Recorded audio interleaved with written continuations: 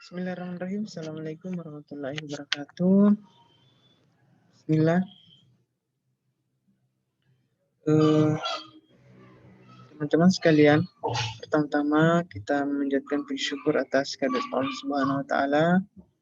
Alhamdulillah pada kesempatan ini kita bertemu secara virtual kembali untuk melaksanakan perkuliahan kita Geografi Politik. Salawat dan salam kita kirimkan kepada Nabi besar kita Muhammad SAW, Nabi yang menjadi suri teladan bagi kita semua. Teman-teman sekalian, di pertemuan kelima ini kita akan belajar tentang batas negara. Ya. Nah, teman-teman sekalian, adakah yang pernah melihat batas negara seperti ini? Ya, ini adalah salah satu contoh gambar perbatasan negara kita ya dengan negara tetangga. Ya.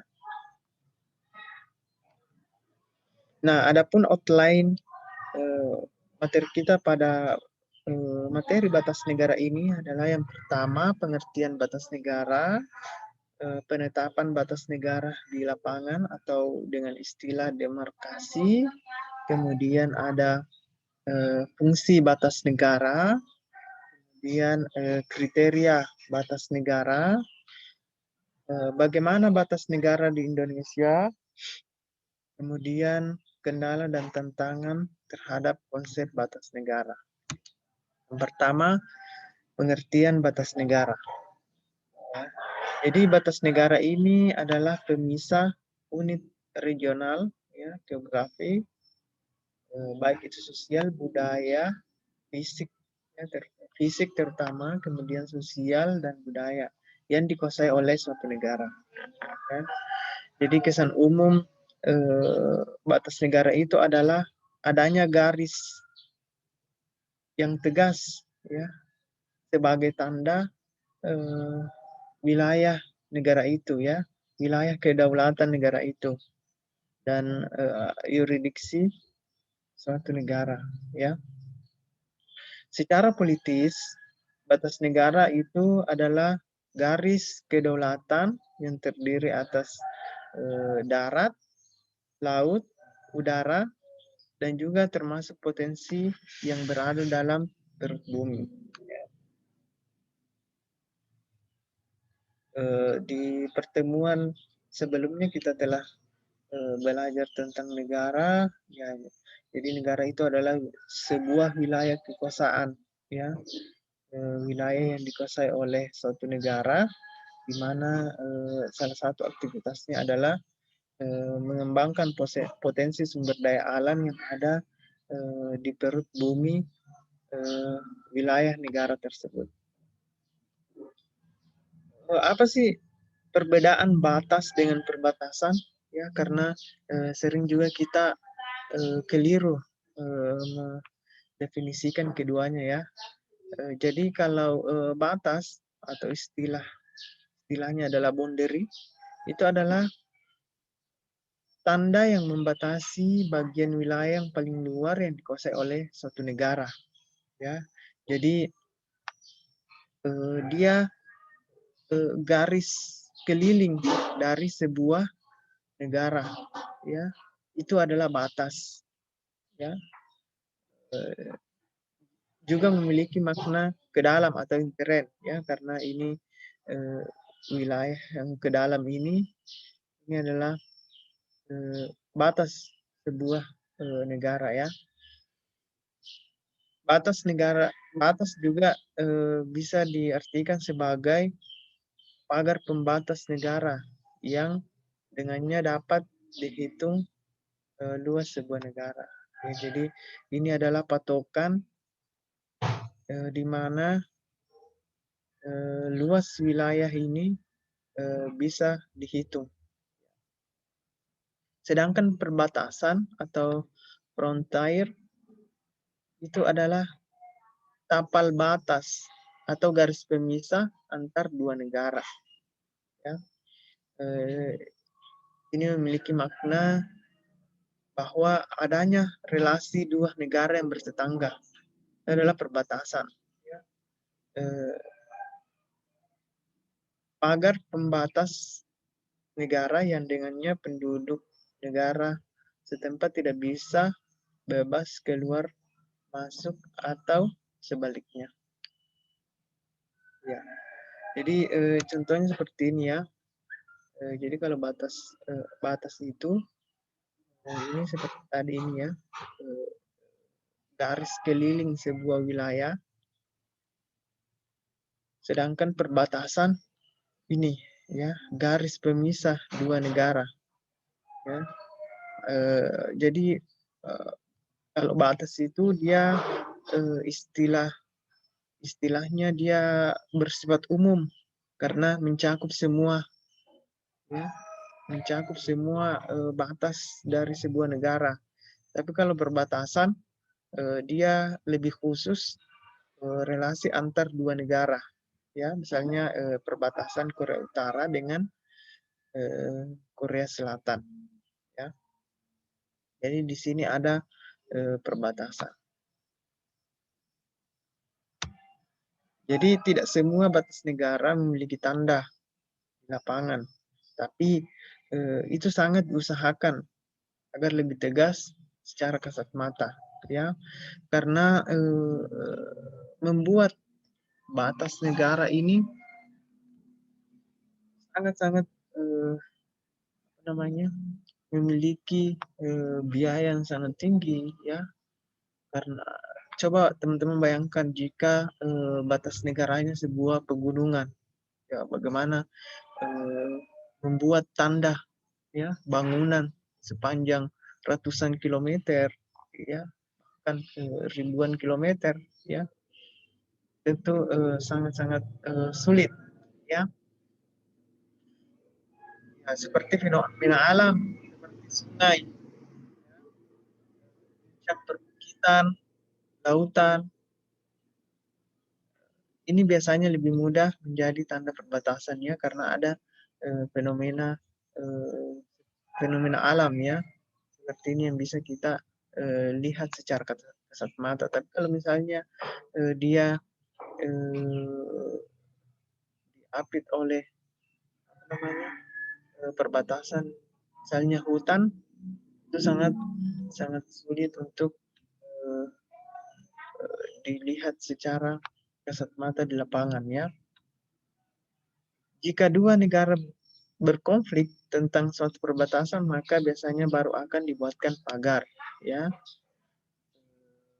Bisa berupa jalan atau jalur lintasan atau membangun tembok juga atau kawat berduri lainnya ya. Jadi banyak sekali contoh negara yang berkonflik tentang perbatasannya, maka mereka buat pagar, tembok atau kawat berduri ya. Tapi kalau misalnya negaranya damai atau tidak berkonflik, maka yang dibuat biasanya hanya patok, dan itu pun patok sangat sangat mudah untuk digeser ya. Nah ini contoh perbatasan ya, karena mereka berkonflik, jadi mereka bikin pagar ya, coba lihat kawat berduri ini ratusan kilometer, ratusan hingga ribuan kilometer ya. Perbatasan Turki, Bulgaria. Ini juga ada perbatasan dengan sungai ya. Ini perbatasan Indonesia dengan Malaysia, dua pulau yang dibagi dua ya, Pulau Sebatik. Perbatasan di masuk di wilayah Kabupaten Nunukan ya. Ya, batas negara jadi batas negara dibedakan ada batas garis, ada batas zonal. Kalau batas garis itu batas administrasi negara ya, paling eksak, tegas dan pasti. Ya, contohnya tadi batas garis antara Korea Utara dengan Korea Selatan. Tapi kalau batas zonal itu satu jalur daerah yang tidak bertuan yang memanjang sepanjang perbatasan, ya. Biasanya ini dua negara yang memiliki batas negaranya itu adalah pegunungan. Jadi pegunungan ini kan biasa tidak berpenghuni. Apalagi kalau misalnya pegunungan Himalaya, ya tidak ada pemukiman di sana ya, karena cuacanya ekstrim, kemudian tidak ada tanda-tanda kehidupan untuk sebuah pemukiman. Ya. Contoh batas zonal Spanyol dan Prancis yang berupa jalur daerah pegunungan di Pirenea. Ya.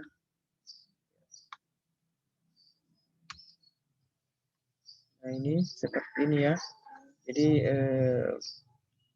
kalau dia batas garis itu dia tegas ya.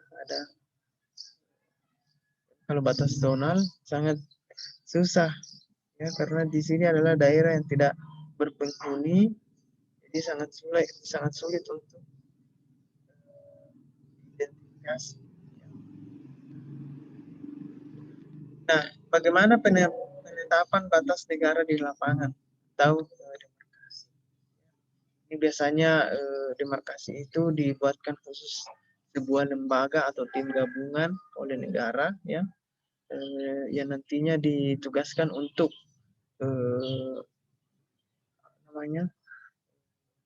menyelesaikan masalah perbatasan ya, batas negara. Kalau di negara kita ya namanya BNPP, Badan Nasional Pengelolaan Perbatasan.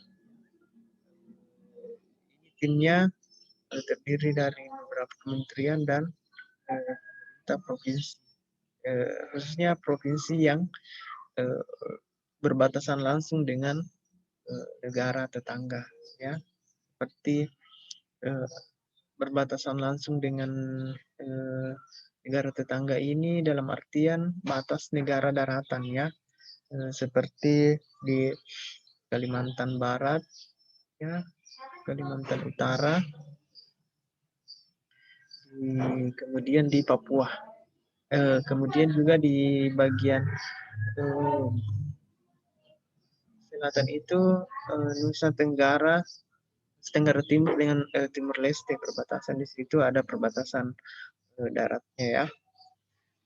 Kemudian ahli geografi politik menyimpulkan bahwa perang, perselisihan, dan sengketa itu berasal dari konflik perbatasan. Biasanya sangat sering terjadi ya, bahwa konflik perbatasan itu karena adanya sengketa batas yang memiliki dua perspektif dari dua negara yang bersengketa. Sengketa perbatasan merupakan hierarki masalah yang bersifat tradisional, namun tidak dapat diabaikan. Ya. Jadi harus seteliti mungkin dan harus diselesaikan dengan perjanjian. Namun jika tidak, maka ada dua kemungkinan ya, berlanjut konflik atau ditunda untuk bersengketa. Ya, banyak sekali sengketa-sengketa di negara kita ya. Yang terbaru adalah Pulau Natuna, ya, garis pantai di situ. Kemudian itu persoalannya sangat rumit karena melibatkan banyak negara ya, termasuk China, Vietnam, Malaysia, lagi itu ya.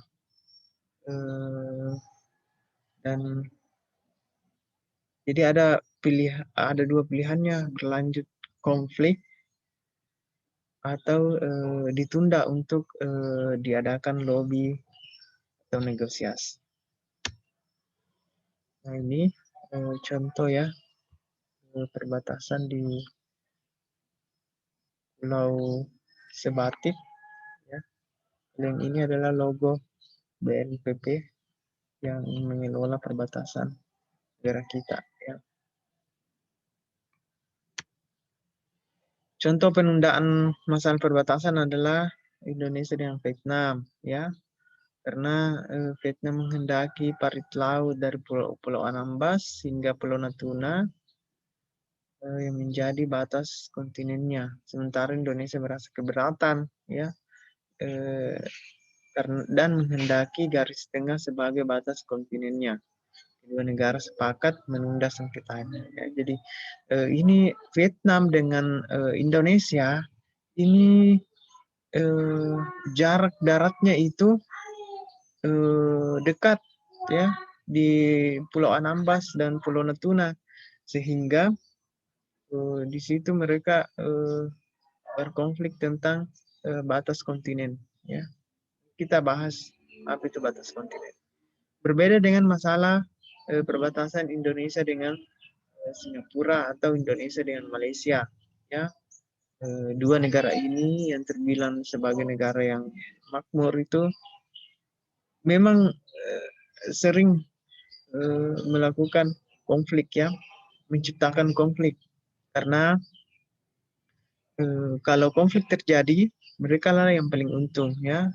Contoh misalnya kemarin dia sudah menang mendapatkan Pulau Sibadan dan Pulau Ligitan, ya, karena memang Malaysia di situ sudah apa ya, sudah memiliki persiapan perencanaan yang cukup jelas untuk bisa merebut pulau ini, ya. Salah satunya adalah mereka mendekati penduduk di sana untuk diberi kartu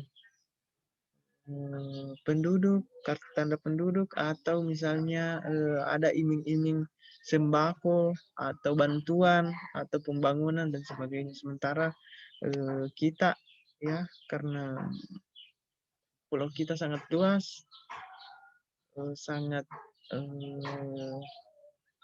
tidak begitu apa namanya, memperhatikan perbatasan, sehingga lepaslah kedua pulau ini, ya.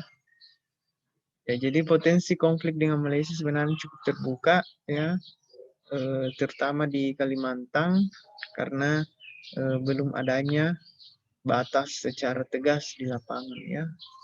Perbatasan kita dengan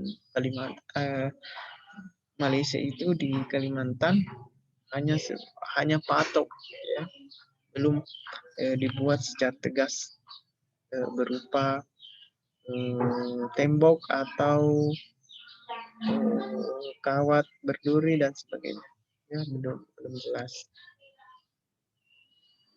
Ini dia, ya, tadi klaim batas konflik antara Indonesia dan Vietnam namun ditunda, ya.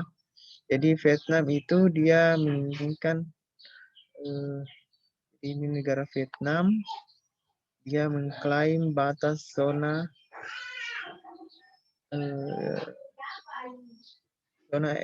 ekonomi eksklusif, ya, Indonesia. Jadi daerah ini dia klaim, padahal Indonesia mengklaim yang ini, ya. Ini batas zona ekonomi eksklusif Indonesia, sedangkan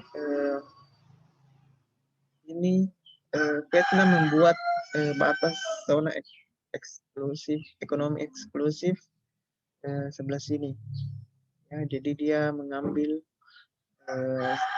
batas ZEE dari Indonesia.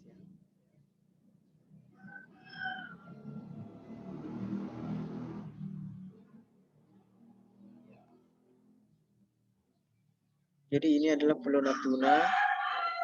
Di sini ada Pulau Anambas juga, ya. Mungkin ini Pulau Anambas, ya, ini Pulau Natuna yang besar. Seperti itu, ya. Ini Pulau Sipadan dan Ligitan. Ini lepas dari NKRI, diambil oleh Malaysia, ya. Blok Ambalat juga kita wilayah kita ini semua, ya. Tapi Malaysia mengklaim ini, ya, blok ini. Jadi Indonesia sudah tidak bisa mengeksplorasi sumber daya minyak di sini. Nah, untuk mengurangi potensi konflik, langkah utama adalah ya kita membuat demarkasi yang tampak, yang jelas secara rinci di lapangan, ya. Ini terutama untuk batas daratan, ya.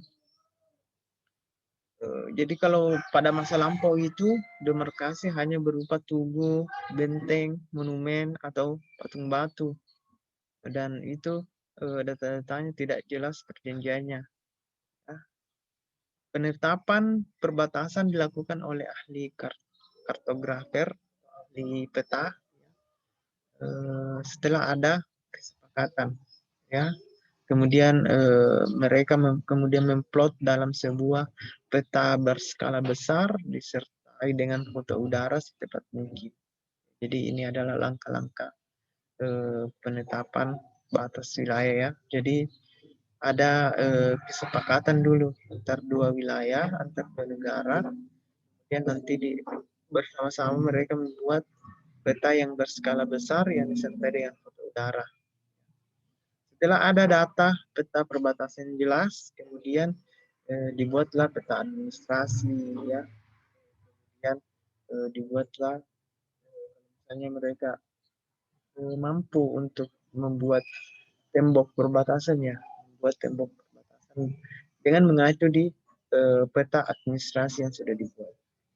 Kemudian beberapa negara yang tidak mempunyai kasus perbatasan, ya, sering menunda langkah ini, padahal ini adalah sangat penting, ya. Misalnya Indonesia masih selalu merasa aman-aman saja perbatasan kita dengan Malaysia di wilayah Kalimantan, Pulau Kalimantan. Tapi itu tidak boleh ditunda-tunda, ya, karena ini sangat penting. Fungsi batas negara, ya, yang pertama, ya, untuk melindungi warga negara dan daerahnya, ya, dan sampai daerah kita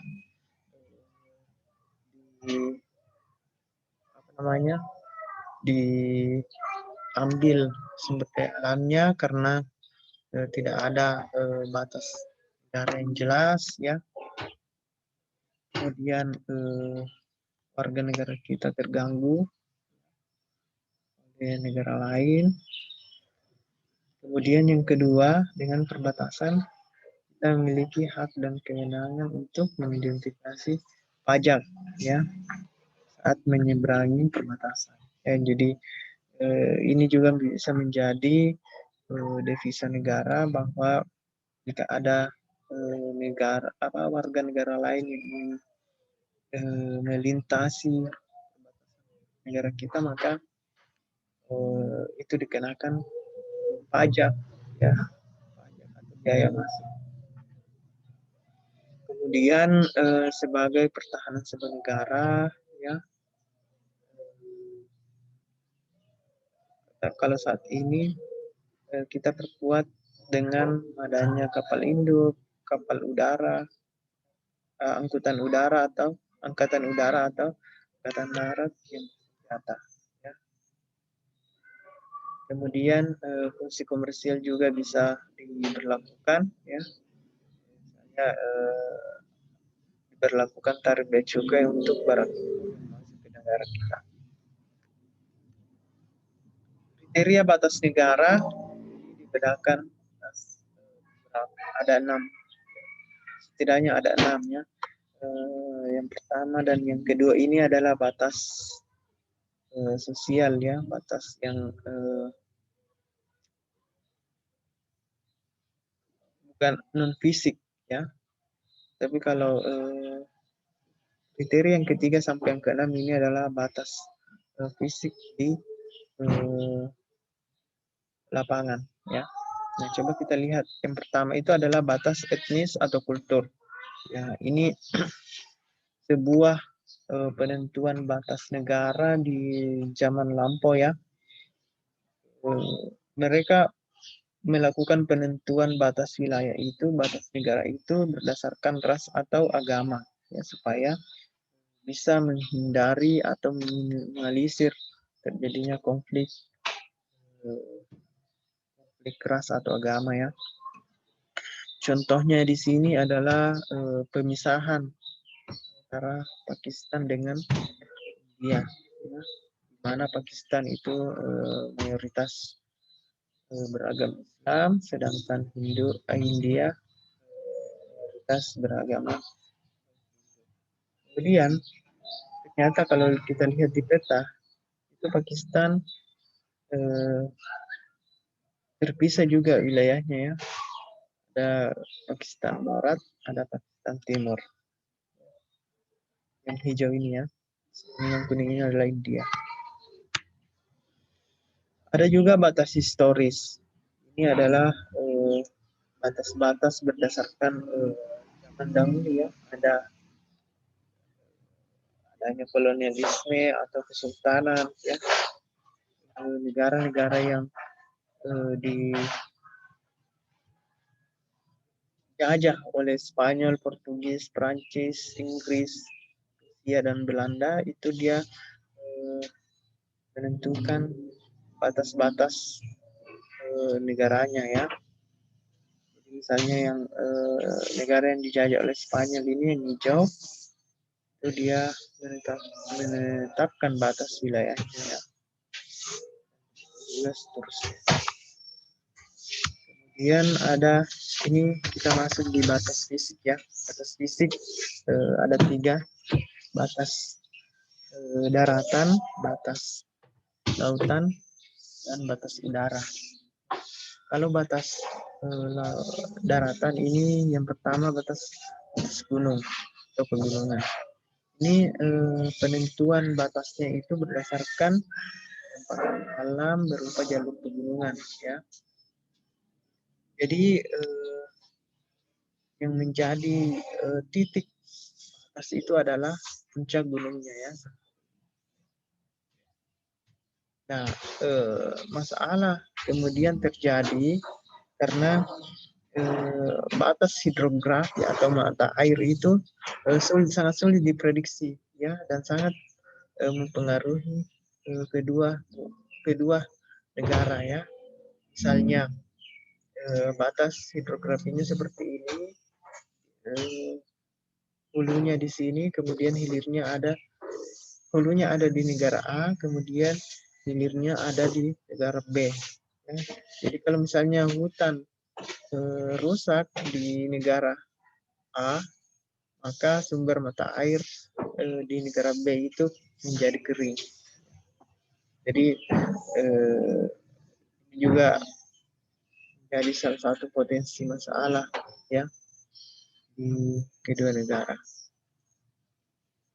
Dan sangat sulit juga kalau misalnya pegunungan seperti ini ya untuk dibuatkan batas pemisah berupa tembok atau kawat berduri, itu sangat sulit. Contoh batas pegunungan itu adalah perbatasan India dengan Cina, dibatasi oleh pegunungan Himalaya. Chile dengan Argentina ada pegunungan Andes.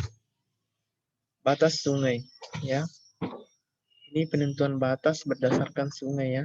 Jadi kalau ada 2 atau lebih negara yang perbatasannya sungai, maka cara menentukan titik batasnya itu adalah kita mengukur sungai paling dalamnya di mana ya, kemudian disitulah titik batasnya ya. Saluran dari sungai yang dapat dilayari dan yang paling dalam pula penampang sungai yang dijadikan sebagai batas negara. Ya. Seperti perbatasan antara Argentina, Brasil, dan Uruguay ya. Salah ya.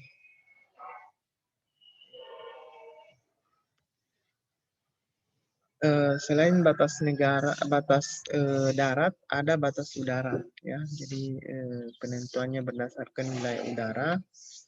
Jadi batasnya itu mengikuti secara horizontal mengikuti wilayah daratan dan lautnya ya. Jadi batas teritorial laut ya 12 mil dari garis pantai secara horizontal. Jadi sama dengan wilayah udaranya ya.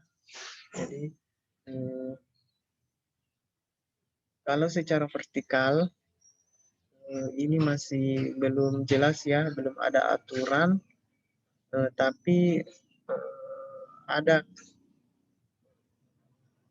yang dirancang sekarang itu katanya jelas itu 110 km dari atas permukaan tanah ya, daratan atau laut wilayah itu 110 km. Jadi nanti di atasnya lagi itu sudah ruang angkasa atau sudah menjadi wilayah bebas. Ya. Nah, ini secara vertikal ya ke atas. Tadi kalau misalnya memang benar itu 110 km. Kalau secara horizontal itu mengikuti luas wilayah dan laut di negara tersebut. Nah, ini batas laut, penentuannya berdasarkan laut ya. Jadi kalau misalnya batas udara itu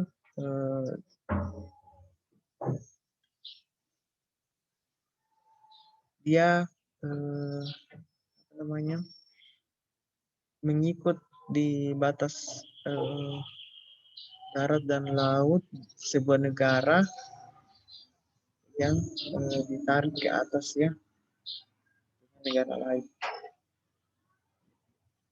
Kalau batas laut ini dibedakan ada 3 laut teritorial,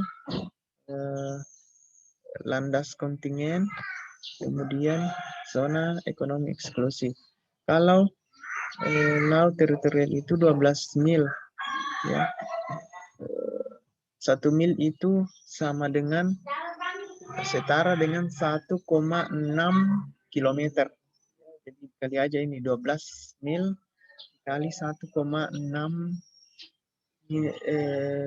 kilometer ya, jadi sekitar 19 kilometer. Kemudian zona ekonomi eksklusif itu dihitung dari garis pantai pada saat laut surut ya, sejauh 200 mil ya. Kemudian lewat dari itu sudah laut lepas ya. Nah, batas negara Indonesia ini kita memiliki sejarah yang sangat panjang ya untuk menentukan batas negara kita, terutama di wilayah lautnya ya. Itu perjuangannya mulai dari batas teritorial, batas kontinen, hingga batas zona ekonomi eksklusif. Ya.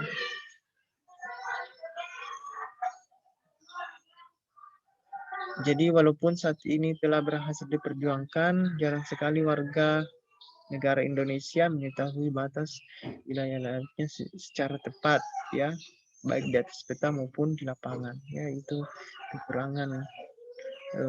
Jadi jangan heran jika nelayan-nelayan kita banyak yang melanggar karena mereka tidak bisa membaca secara tepat ya peta, kemudian garis perbatasan wilayah laut di lapangan ya, di laut di negara kita ya. Nah, sejarahnya yang pertama itu Peraturan Ordinasi 1939 mengatakan bahwa laut teritorial Indonesia itu hanya di garis surut, garis laut, garis pantai pada saat pantai surut. Jadi wilayah-wilayah di sini yang tidak antar pulau besar ya, ini adalah bukan laut Indonesia. Ini Peraturan Ordinasi 1939. Kemudian itu diperjuangkan oleh negara kita melalui Deklarasi Juanda 1957 yang mengatakan bahwa perairan pedalaman Indonesia adalah hak mutlak teritorial Indonesia dan diakui oleh dunia internasional. Jadi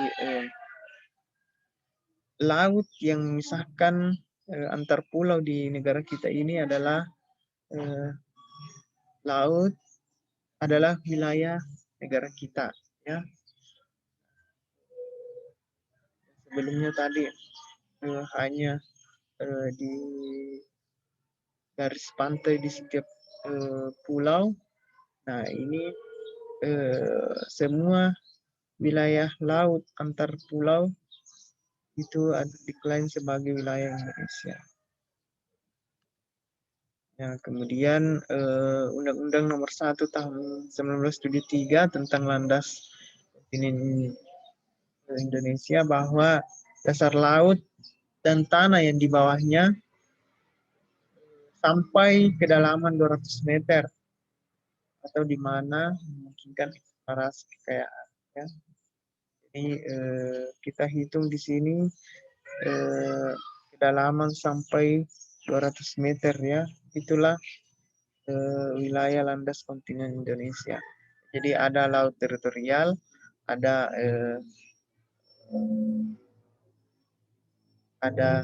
landas kontinen, ada juga zona ekonomi eksklusif ya yang dihitung sampai 200 mil ya, dari permukaan dari garis pantai. Kemudian Peraturan Pemerintah Nomor 61 Tahun 98 Daftar Koordinat Geografis dasar pangkal di Pulau Indonesia di Laut Natuna ya. Di ini 12 mil laut ya dari garis pangkal itu adalah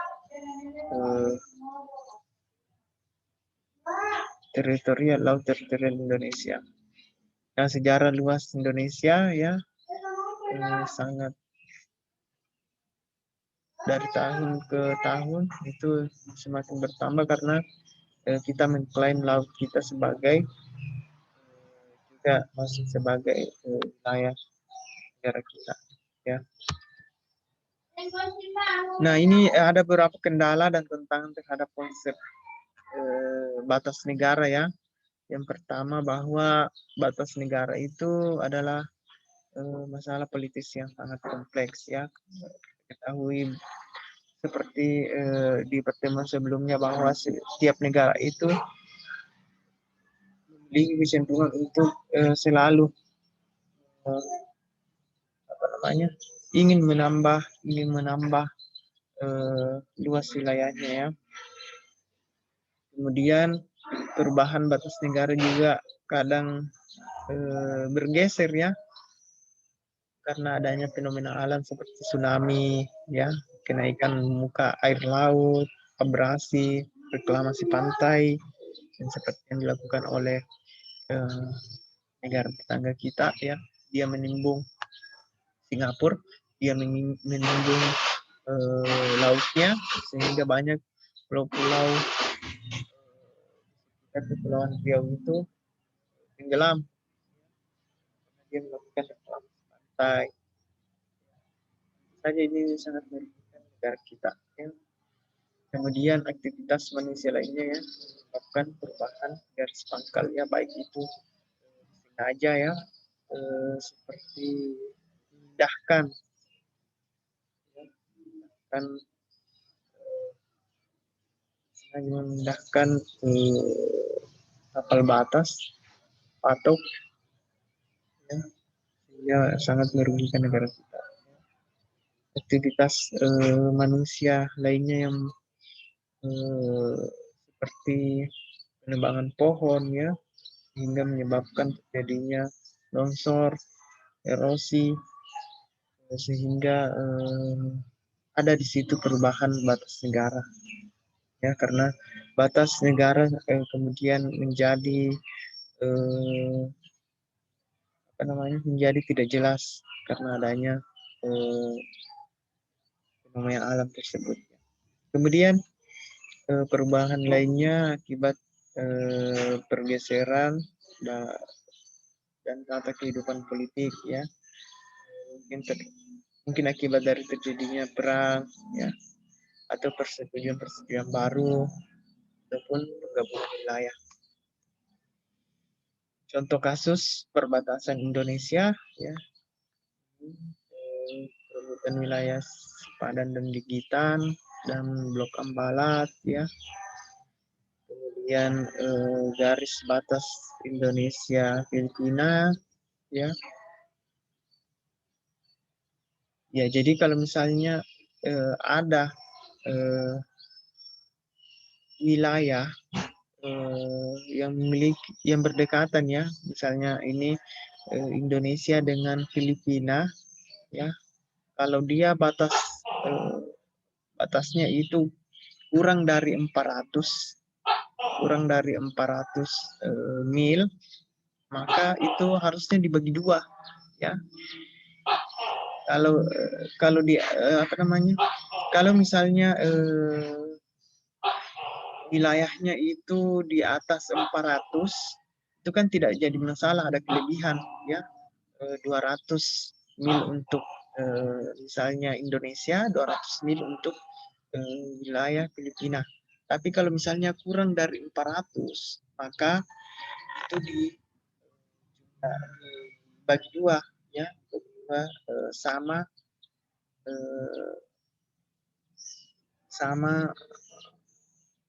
luasnya ya. Namun karena ini terjadi tumpang tindih ya, karena Indonesia mengakui zona eksklusifnya 200 mil, sedangkan Filipina juga mengakui 200 mil, sehingga terjadi tumpang tindih dan terjadi konflik. Ya. Padahal seharusnya jika kurang dari 400 itu diukur dan dibagi dua sama luas. Kemudian contoh kasus perbatasan Indonesia lainnya adalah garis batas Indonesia dengan Papua Nugini yang panjangnya 900 km. Itu hanya terdapat 24 patok ya, jadi sangat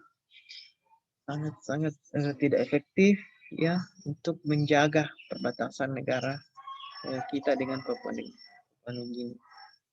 Ya, ini tadi yang saya bilang bahwa reklamasi pantai di Singapura itu menyebabkan Pulau Nipa ya di Provinsi Kepulauan Riau tenggelam. Nah, bagaimana solusinya ya? Jadi faktor penduduk di perbatasan itu sangat perlu dibina ya, karena sejumlah kasus yang terjadi seperti di Sipadan Ligitan ya, karena di sana Malaysia banyak menyebar ya kartu tanda penduduk Malaysia sehingga menguatkan Malaysia untuk menang ya. Kemudian di Pulau Miangas, Sulawesi Utara juga hampir sama modelnya ya. Mereka banyak menghias rumah penduduk ya, supaya tertarik ingin menjadi warga Filipina. Kemudian jadi itu mau tidak mau harus pemerintah harus hadir di sana ya, di wilayah perbatasan.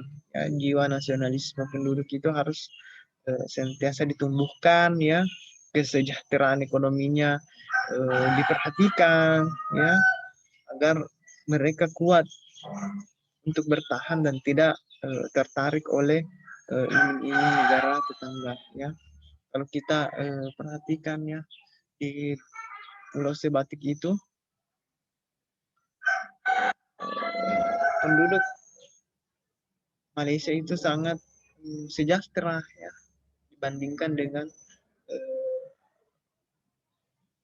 penduduk negara kita ya. Jadi jika ada penduduk yang nasionalismenya rendah, maka dia akan memilih untuk menjadi warga negara Malaysia. Jadi masyarakat Indonesia di perbatasan itu harus tahu hak atas negaranya ya. Karena itu kita sebagai mahasiswa yang mengambil mata kuliah ini ya, memiliki amanah untuk menyampaikan kepada masyarakat akan pentingnya haknya ya, terutama di masyarakat di yang berada di perbatasan. Oke, sekian dan terima kasih atas perhatiannya semua ya. Mohon maaf sekali lagi kita hanya siaran tunda ya, karena pada saat ini saya sedang di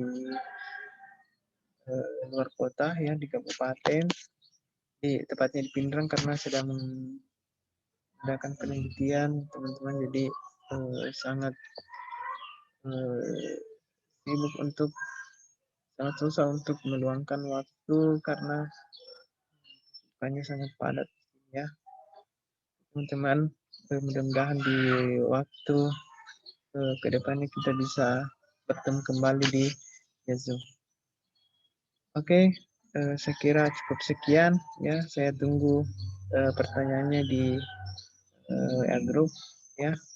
Saya sangat berharap kalian bisa aktif untuk bertanya dan berdiskusi ya. Oke, sekian dan terima kasih. Assalamualaikum warahmatullahi wabarakatuh.